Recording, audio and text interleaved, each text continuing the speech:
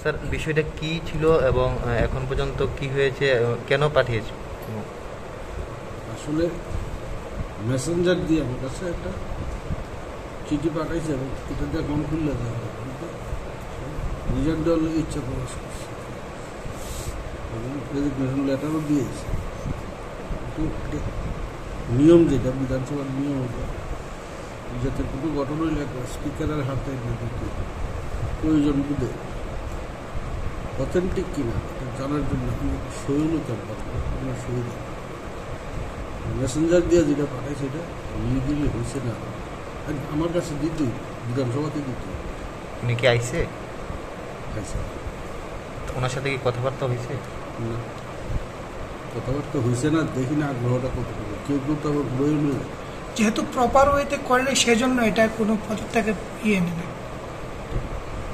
আমি যতক্ষণ পর্যন্ত স্যাটিসফাইড না হই, কেউ তার উপর উচিত করছে কি না কোনো ব্যাপারটা আছে একটু দেখুন, দেখে একটু অপেক্ষা করতেছে এবং যেটা প্রয়োজনে আমি খুব কমু দেওয়া হয়, আপনি আমার সামনে সই করে দিয়ে তারপর আর যে মুখ্যমন্ত্রীর সঙ্গে কি আপনার এই ব্যাপারে কোনো কথা হয়েছে? মুখ্যমন্ত্রী যেন একটা ইয়ে পাঠাইছে, কপি পাঠাইছে,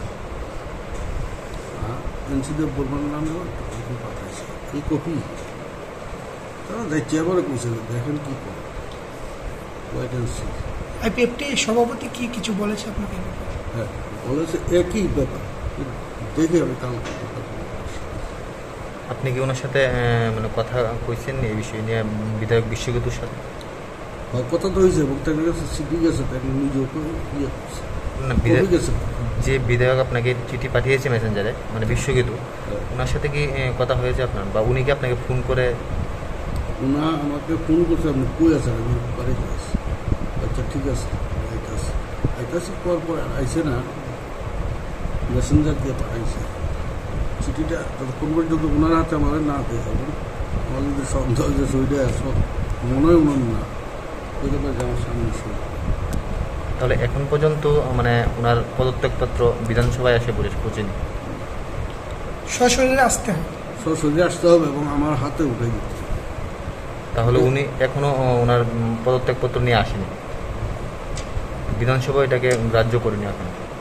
বিধানসভাতে সে নিজে আমার হাতে দিতে, এটা মেসেঞ্জার দিয়ে পাঠানোর জিনিস না।